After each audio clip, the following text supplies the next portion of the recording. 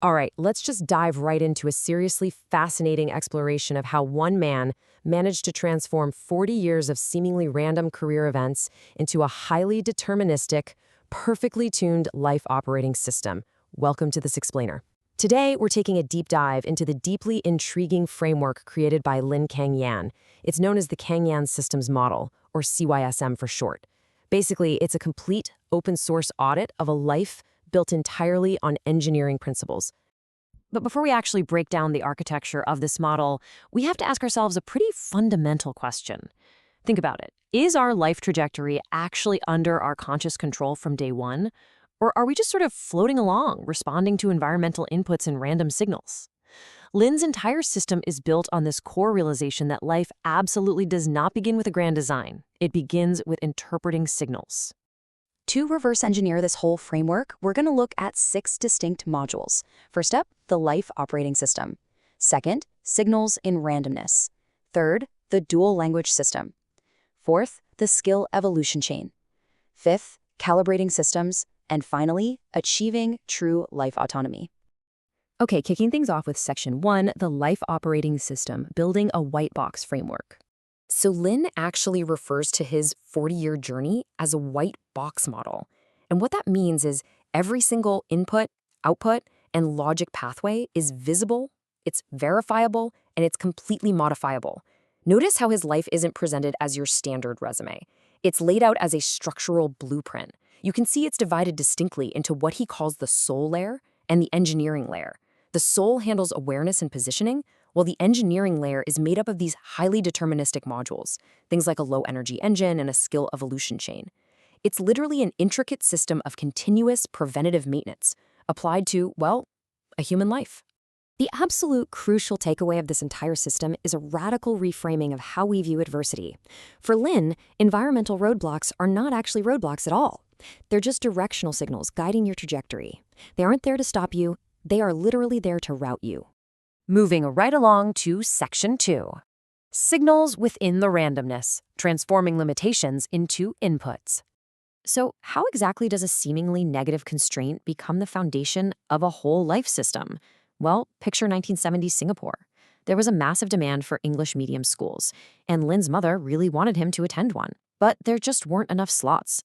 This lack of placement completely forced Lin into a Chinese medium school instead. Now, this uncontrolled environmental constraint, this closed door, actually became his very first foundational system input. It was never a choice, it was a signal. And this brilliantly illustrates his core formula. Lin proposes that direction equals a signal multiplied by a constraint and then amplified by time. Think about it. When you filter a totally random event through a rigid limitation and then give it decades to mature, it inevitably creates a highly specific, clear direction for your life. Which brings us to Section 3, a dual language architecture, the engine and the soul. That forced educational constraint we just talked about unexpectedly built the absolute most powerful module of Lin's entire system, his cognitive foundation. Because he was routed into a Chinese school, but then later pursued technical engineering and English, his mind basically split into 2 highly optimized functions. Chinese became his language of perception. He used it for processing high-density cultural and philosophical info, essentially the soul of his system.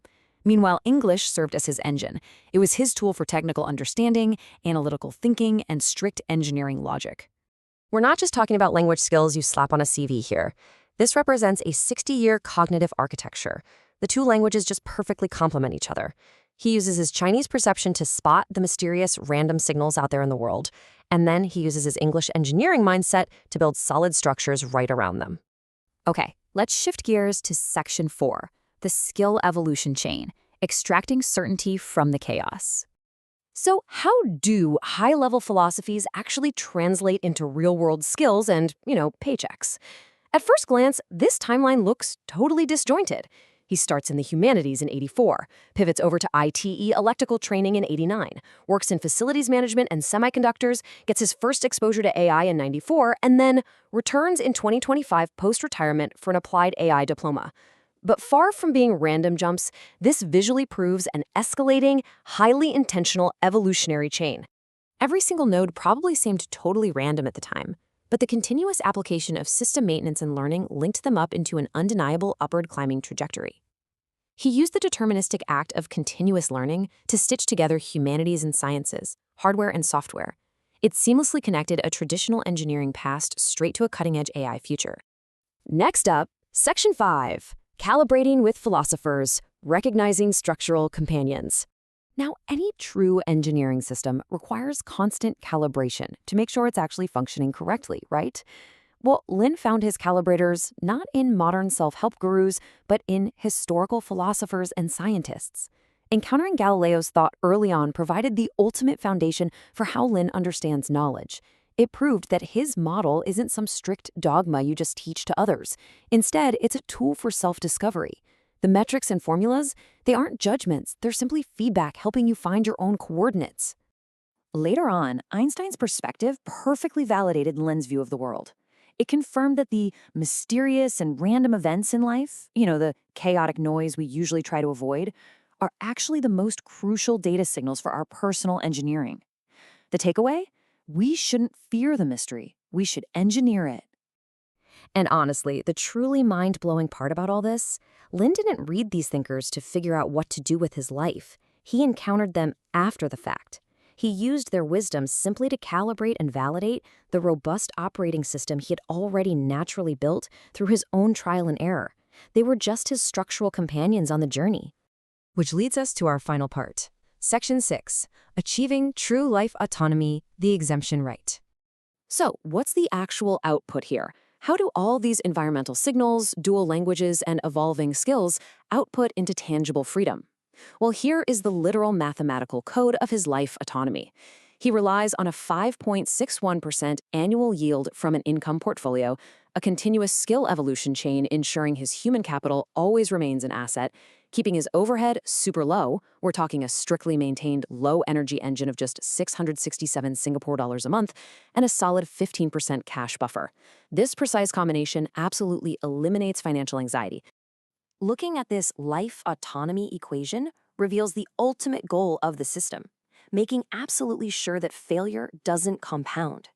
When your failure rate is kept deliberately low, time itself transforms from a threat into an asset.